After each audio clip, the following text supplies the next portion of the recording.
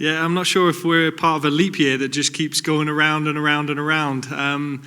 Because it's funny, because even though we kicked off later, we still reported back to training, mid-February to late March. There was a fluctuation in when players were allowed in. So it feels like, it's been non-stop. And I'm looking forward now to the playoffs, but certainly looking forward to the Christmas period to put the ball away for a bit. Yeah, the playoffs, because the top three, we knew who it was going to be. It was just really going to be positioning, and it's felt like this for weeks. So now you're finally in action on Saturday. Pacific's a team that you seem to have had the better of over the course of the year. What are you expecting from this one, and how much do you feel that the home field advantage is going to come into this? It's interesting because leaving the bubble, Valor were the best team in the bubble. It was their home pitch and they had that moment. I think coming out of the bubble, I think Pacific was certainly the team that everyone was talking about, and they led from the front for a long, long time. And I think they arguably played some of the best football in this league. And then obviously we've when you look at Forge has had that terrific run in both the the Canadian Championship and the CONCACAF. And we've just kind of survived through it all. We've just not been too bad, not been too great. We've just survived and rode the peloton. And I think that's where we've learned a little bit more this year is unlike any other, where it was a merge of a bubble. We were on the road a lot, and then we were at home for a portion. So what we expect from Pacific, they've had 2 weeks since we last beat them here to prepare for us. And I know that their coaching staff, I think Pamadou Carr and James Merriman are a terrific coaching duo. I know that they'll have looked at every single game and the minutiae of it and how to get better, how to stop us doing our thing and how to exploit ours. So we expect a terrific game. Us on the other hand, we're just going to keep doing what we do. We've got a couple of days here now, just got back from Forge, and we're not going to change too much. And may the best team win. Cheers, Tommy. Thanks, Michael. Thank you, Michael. Benedict, you can go ahead. Thank you. Tommy, you mentioned coming back from Forge. Just wondering how the team's feeling and what this week is consisted of as you prepare for this playoff game. I'm sorry, just could you repeat that last bit, Benedict? I'm just wondering, you mentioned coming back from Forge. Just wondering how the team's feeling and what this week is consisted of as you prepare for this playoff game. We flew back in yesterday, so we obviously stayed over, which was great because having played, I was delighted with the performance the boys put in against Forge. We chose to go with a roster that we felt was, could get us the win at Forge, and we planned correctly because we also knew that if Pacific have 2 weeks to prepare for us, we need to make sure we have the same amount of respect for them with the guys that we left behind. So we wanted to make sure that we still have freshness in what is become a congested schedule. So I think we've showed the depth of our squad, and then we got to enjoy watching the Canada versus Mexico game at the hotel in Hamilton. We flew back yesterday. We've just had a training session as a team today, and we'll have another one tomorrow, and then that's it. We'll be as ready as we can be come Saturday here at Spruce Meadows. On the injury front, I was wondering who's available, maybe who's not available. So the only one that's obviously not available probably through now until the end of the season is Elliot Simmons, with a high ankle sprain. It's a shame for him because he's had a terrific season. And then Nick Ledgewood is day-to-day. He felt something, he'd struggled with his hamstring. We've brought him back, for the playoff push. And he might have just felt something tighten up, and hence why we brought him off precautionary against Forge. He's day-to-day. We had treatment on him today. We'll do the same tomorrow and have a late fitness test on Saturday. But actually, we're in very good shape. This is the strongest group that I've had available throughout the whole season, and the boys are playing well. We're trending in a terrific direction, so I'm pleased with the way they've got ready for the run-in. Thanks, Tommy, and best of luck. Thanks, Benedict. Thank you, Benedict. We'll go to James next. Thanks. Hey, Tommy. Nice to see you. Hey, James. You've got some experience in these one-off knockout matches. What's different about these games? It's literally just one and done.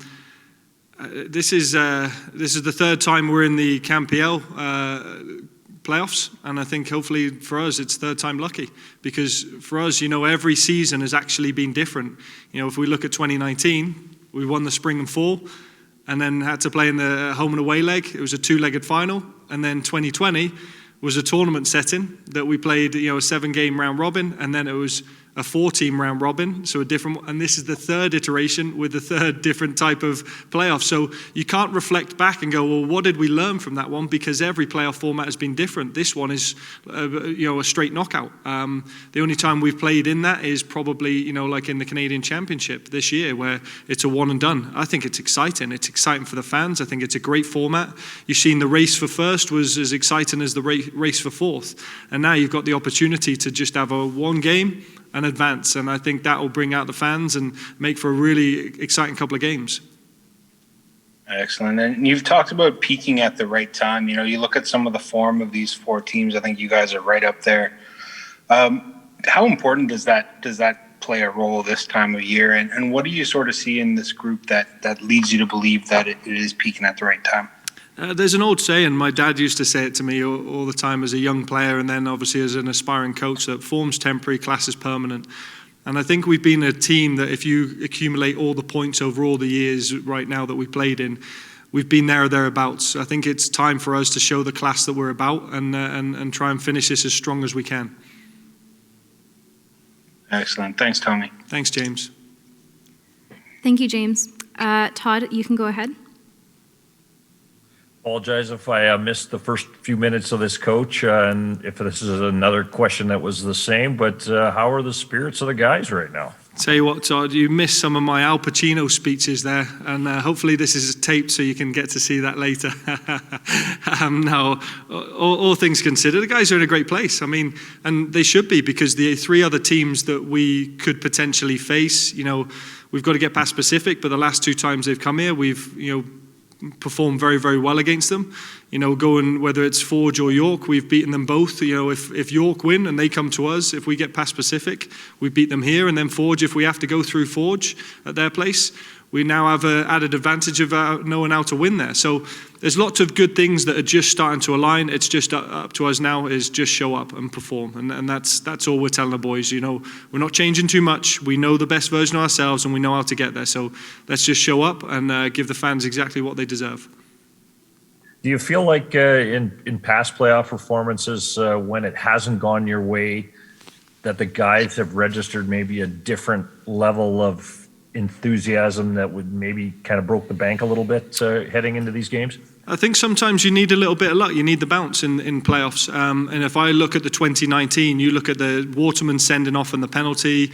You look at, the reversing of the Borges decision. You look at us possibly getting a penalty and they go up the other end and scoring in the second leg. There's lots of things that went against us in that, flip it over, we get the penalty in the last minute, score, it goes into extra time. There's lots of things that can be decided. And then you look at the 2020, I thought the sending off early in the Halifax game when we needed to win or tie and we'd have been in, really just put us at a disadvantage. And sometimes you get those ones. And, what we've learned about this year is, I think we had those bits of hard luck, tough luck, or strange calls early on in the season. And I think we're playing in a place now where I think things are starting to go our way, and I firmly believe that. So do you feel like the guys are in the right mindset right now, going into the playoffs, maybe better than they have been before? Great mindset. And I think what we've got to be cautious of is we can't look too much behind with 2019 and 2020 because this is a different team. We didn't talk about like the amount of changes that we had through COVID or, players being at the end of their contracts and looking for something new. We had probably arguably as big a turnover as everyone else, whereas, Forge and Pacific kind of kept as they were. So if we reflect back too much, we're comparing a team that wasn't together as it is now too much, and we don't want to look back. We're only going in one direction, and that's forward. So all we're looking at now is Pacific. What are the best version of Pacific? How are they going to bring it to us? How do we stop that, and how do we expose their weaknesses? Because they have them, and we've exploited them in the past, and we just have to do it again, in a tough place like ATCO Field is. It's going to be cold. The fans are going to be on their backs, and it's going to be a very hard pitch to play on. So we know that suits our game more than it does theirs.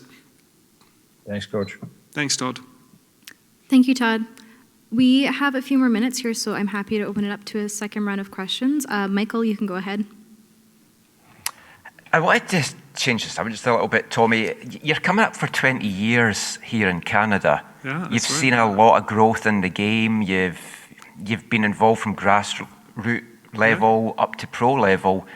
when you look at the Canadian national team and the growth that they've had and where they are just now, just what do you put that down to, and just how have you viewed this development since you first came here? Do you know what? It's been as small as my role has been in this changing the landscape of Canadian football. It's been a very much enjoyable one. I've said all along, this is a country that I've been adopted by, and it was always my part to help, bring and change and be one that, as John Erdman put it, put a shovel in the ground and say, look, we'll do what we can to help you. And I think you're seeing that from coast to coast. And what I've also witnessed is there's not a linear pathway to the top. I look at the Canadian team that was out there now, and you look at Alphonso Davies that came out of, Edmonton Strikers into the Whitecaps Academy, into Bayern Munich and through. And I look at Sam Adekubi that, was here at Calgary Foothills and then went to Whitecaps and through. And you look at Alistair Johnson that 3 years ago he was playing for Vaughan men's team in the the Canadian Championship against Halifax. There's just this non-linear way, but everybody's finding a way. Cream always rises to the top. And I've told a lot of people, as I imagine you have, Michael, back home, that just be careful, because this is a talented country. What really pleases me now, since the 20 years that I've been here, is the investment in the infrastructure in the game. We've always had the talent. It's always been that 15, 16-year-old that, if they didn't have a EU passport or, picked up by one of the MLS teams, they went to college and then became engineers or journalists or doctors, and I'm sure paid a ton more than the professional players get right now. But for those that have stayed on point, you've seen the ownership groups in this Canadian Premier League and the MLS that are now having not only stadiums, but training facilities and academies. And now you're getting, there's now development pathways, which is no different to the NHL having the WHL. And you've seen it with me when we were at Calgary Foothills in the PDL.